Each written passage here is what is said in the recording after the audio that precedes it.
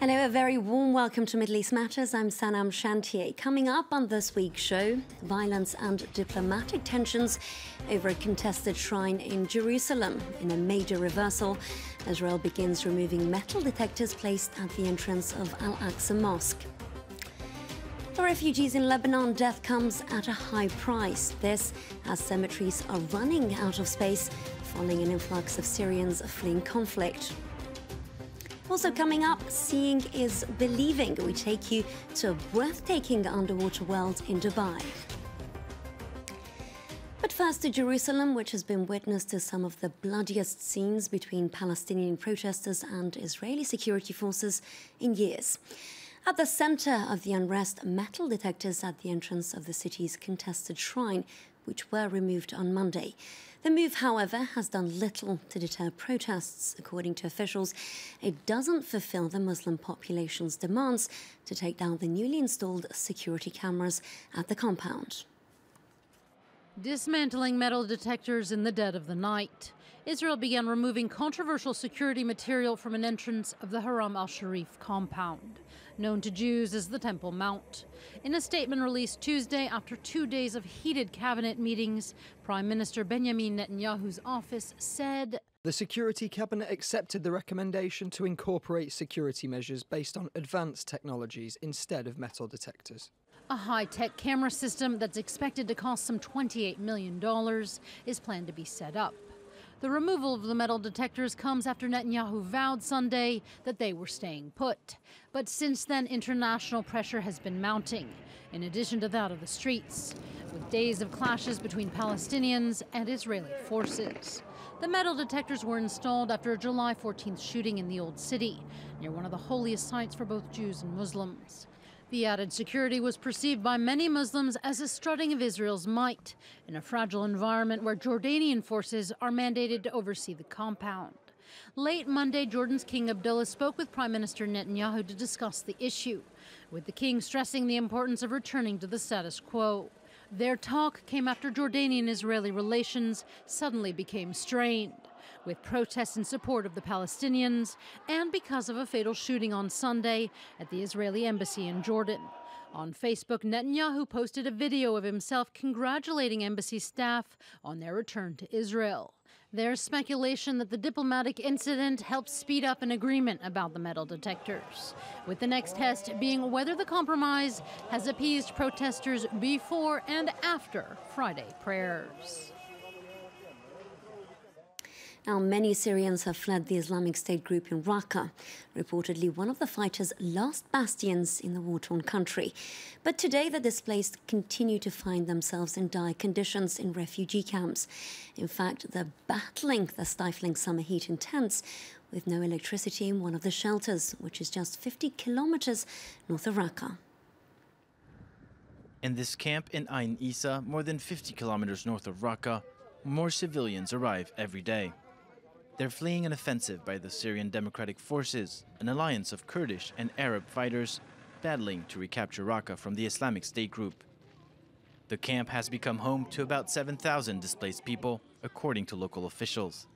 And with temperatures soaring as high as 50 degrees Celsius, the blistering summer heat is taking its toll. They have fans over at the Mabruka camp powered by solar panels. What about us? We have the sun over our heads at all times, making us sick. We're burning. Most tents have no electricity for ventilation, and cool water in the camp is scarce. Aid organizations worry about the effects of the heat on the health of the camp's residents. Children are outside all day under the sun and the camp is dirty, so it's difficult to have good hygiene. So they have diarrhea, which gets worse with dehydration. Just outside Raqqa, the SDF are also dealing with the heat, and fighters on the front line are struggling to stay cool and hydrated. Lucky for them, they have access to a key commodity, ice. There's no electricity during the operation in Raqqa, and our fighters get tired. There's no electricity and they want something cold. We're sending them blocks of ice and ice cream. We have to do this for them. The SDF, backed by US-led coalition airstrikes, have captured around 30% of Raqqa. As they continue to press forward, more civilians are expected to be displaced, Civilians and soldiers longing to return home one day, biding their time in the scorching heat. More than 1 million refugees have flooded into Lebanon since the Syrian conflict erupted 6 years ago, and tens of thousands of them have died in exile. Earlier on, funerals took place in cemeteries, but today, due to overcrowding, they're reserved for Lebanese nationals only. Our correspondents on the ground went to meet the relatives of the refugees who have lost their loved ones. 400 Syrian families live packed in this derelict factory. The building is at risk of collapsing. Azam arrived here 4 years ago. He was born with a disability and cannot work. Together with his wife and son, they live in utmost poverty. Last year, his firstborn son died. He was 1 month old. Azam was neither able to pay for his medical treatment nor for his funeral. I couldn't pay for a funeral at the cemetery, so I had to bury him in a field nearby. I waited until nightfall so nobody would see me. I could have gotten in real trouble. Azam didn't tell me they were going to bury him. He only told me after it was done. From that point on, life disgusted me. I hated life. I was 16 years old. For lack of money, Azam says that one of his neighbors also buried a child in this field. A few kilometers away, Raja found another desperate option to dispose of her brother's body. She paid a smuggler to bring him back illegally to Syria. The smuggler took the body and he disappeared. I tried to call him many times, but his phone was off. The body is lost. We don't know where it is. We want the body. We want to know what happened. Did they throw it to the dogs? Did they abandon it in the wilderness? We don't know. After welcoming a few Syrian graves, this cemetery, located in the Lebanese mountains, is now reserved for locals. Another cemetery for Syrians opened just below in 2016. It now hosts the graves of 250 adults and about 100 children. It took a year for the family of this little girl to gather the money to put a tombstone over her grave. Here again, everything comes at a price. Abu Abdo, a Syrian who has been in Lebanon for a long time, manages the place. In Lebanon, everyone knows the price of a tomb is $300 or $400. Anyone who owns an unused piece of land can turn it into a cemetery, but you need to get legal permission from the Lebanese authorities. This legal permission is very difficult to get. The very high price of land is another obstacle. For now, international donors show little interest in the topic. There are only 3 cemeteries like this one in the whole country. In Turkey, the trial of 17 staff members from Cumhuriyet newspaper is underway. That's one of the country's last remaining independent news outlets. The defendants are accused of aiding terrorist organizations under a crackdown against opponents since a failed coup last year. If found guilty, they could face sentences of up to 43 years in prison. Now, this city boasts the tallest building in the world, as well as the largest man-made islands. Soon, Dubai will be home to an underwater world like no other. The project includes sub-aquatic houses, restaurants, and even shops, and views are spectacular, with marine life on full display. From the Infinity Tower to the Burj Khalifa, Dubai is famous for its astonishing skyscrapers.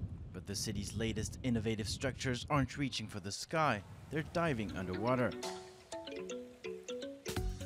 This $2.8 million floating home, anchored in the clear blue waters of the Persian Gulf, is a 3-story private island. Welcome to the Floating Seahorse, the underwater villa, global acclaim. The villa features a spacious living room, a panoramic outdoor terrace, and a direct access to the sea. But the main attraction is in the basement, an entire floor submerged beneath the sea. So when you come into the bathroom, the most amazing bit is you can be in the bath, you can have your glass of wine or coffee or whatever you prefer, and you've got your own personal coral reef with your own fishing. The master bedroom, with its 25 square meter window, also provides a view of the unique garden, a coral garden. The floating seahorse, a luxurious answer to an urgent and global problem. Climate experts suggest that sea levels will rise more than a meter within 100 years, and solutions for communities affected by the rising sea are already in the works. The California-based Seasteading Institute imagined this floating city. Designed to house large communities impacted by climate change, this project could be put in place within 10 years in French Polynesia.